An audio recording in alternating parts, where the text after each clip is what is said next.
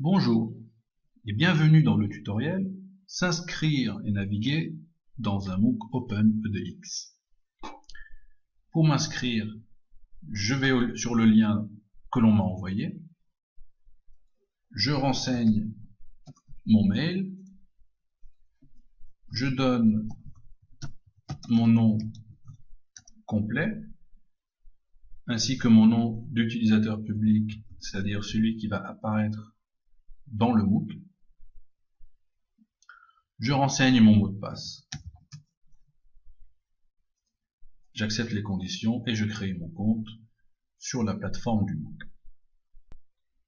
Une fois que l'on s'est inscrit, on arrive sur ce qu'on appelle le dashboard où il y a sur la plateforme la liste des différents cours. J'en choisis un au hasard, par exemple un MOOC musique. Ça se présente comme ceci et je m'inscris. Il apparaît donc dans mon profil, autrement dit mon dashboard personnel. Je clique dans le cours et j'arrive dans la section info par défaut. Dans la section info, ce sont les actualités qui sont constamment mises à jour. Je me rends à présent dans plan du cours afin d'accéder au cours.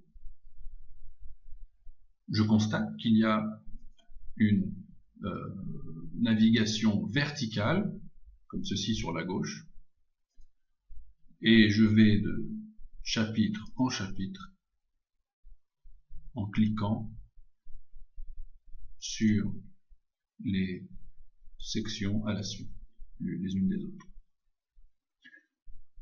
Ensuite, lorsque je suis à l'intérieur d'un chapitre, donc là si je suis dans échange avec l'enseignant, qu'est-ce que je constate? Qu'il y a une navigation horizontale. C'est lorsque je suis à l'intérieur du cours.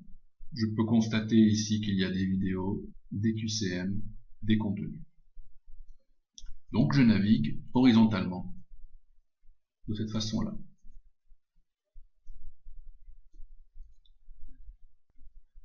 Il faut maintenant répondre au QCM. Voici mon exemple.